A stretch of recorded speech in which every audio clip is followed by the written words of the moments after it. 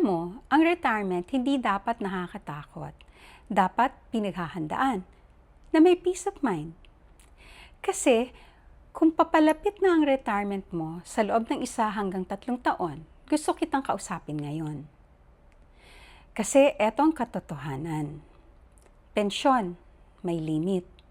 Pero gastos, walang limit. Yung mga bills, hindi naman nagre-retire yan. Yung pamilya, kailangan pa rin ng suporta. At tayo, gusto natin mabuhay ng may dignidad, hindi nakaasa sa iba. At mararamdaman mo talaga ito.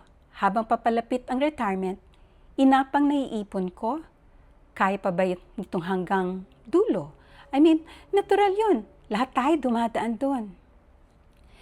Pero etong magandang balita. May mga taong naghanda 2 to 3 years bago mag-retire. At sila ang hindi natatakot pagdating ng panahon. Kasi habang nagtatrabaho pa sila, nag-set up na sila ng maliit na negosyo. Yung tipong hindi mabigat, hindi kailangan ng malaking puhunan, hindi nakaka-stress, pwede kahit nasa bahay, at pwedeng ituloy kahit retired na. Ang tawag dito, transition income. Dahan-dahang pumapasok, unti-unting lumalago, hanggang sa dumating ang araw na hindi na sila umaasa sa pensyon lang. Isipin mo kung may ganun ka bago ka pa mag-retire. Kaya ang tanong ngayon ay simple, maghihintay ka ba o maghahanda ka? Kasi kung nararamdaman mo na malapit na ang transition sa buhay mo, hindi mo kailangang harapin yon ng mag-isa.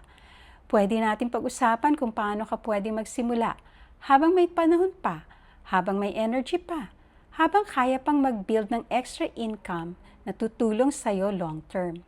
Message mo ko, hindi to pressure.